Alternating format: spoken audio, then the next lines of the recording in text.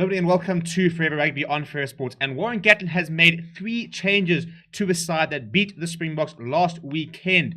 A couple of interesting calls, especially when you look at somebody like both Hamish Watson and Liam Williams dropping out of the 23 altogether. 3 changes to the starting lineup in some pretty key positions, and I think very much a demonstration of what you can expect.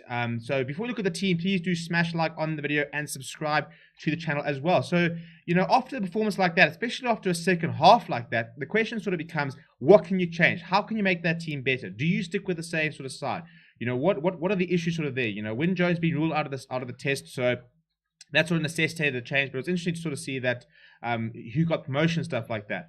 But if you look at the team itself, this is how they will line up. Obviously, the pack is pretty much largely unchanged. That's the one change with Marco Vinopola, who's come in ahead of Wynne Jones, rather ahead of Rory Sutherland, who originally was supposed to be on the bench last weekend, and that sort of shifted over. So Vinopola being rewarded after a pretty good outing off the bench, especially at scrum time, where he gave Francois Herbert a pretty hard time.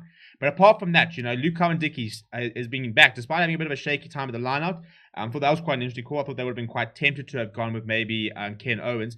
And Tyke Furlong is as tight as we'd expect. And the two-lock combination and the loose trio are unchanged. I mean, why would you change Itoje and Jones? After Courtney Law's storming performance, he was never going to get dropped. And Tom Curry earns his place, despite starting the game pretty poorly. I thought somebody who sort of grew into the game and looked a lot better. Jack Conan starting the number 8, a position a lot of people are calling for a change, but I think that Warren Gatland's very happy with him. I think he's somebody that does the basics very, very well. He's kind of become Mr. Reliable for Warren Gatland and the Lions, and I think that he's just a very, very safe option. He's very good under the high ball. He's a decent ball carrier. He makes his tackles. He's a very solid option, but they have brought in a little bit of grunt off the bench. The big change is at number 9, Connor Murray, and I think that kind of shows you the aerial assault that they plan on bombarding the Springboks with based on last weekend. But what was then interesting is the fact that there's no Liam Williams this weekend. So Dan Digger is fine and will start at fly half. The centres, I mean, the wings remain unchanged. Van der Merwe and Anthony Watson, as well as Stuart Hogg. The back 3 completely the same from last weekend. They were rewarded for what I thought was a pretty decent game from all. I think nothing particularly flashy. But there is a change in the centre pairing. Henshaw will continue starting inside centre, but the Lions have brought in Chris Harris, the Scottish outside centre, very, very good defensive outside centre. I thought that Elliot Daly, got smashed a couple of times by Lukhanyo, and I think they'll probably be worried that if the Boks keep the ball in hand, that defensively they're going to need Chris Harris probably more than they will need Elliot Daly, who drops down to the bench. I think it's a pretty decent lineup. I think I kind of understand all the changes. I think Ali Price is quite unlucky to be left out, but I think it's very much a tactical decision rather than a reflection of his performance last weekend, because I thought that Ali Price was very, very good. On the bench, Ken Owens, Roy Sutherland, and Kyle Sinclair. So Sutherland just swapping down to the bench.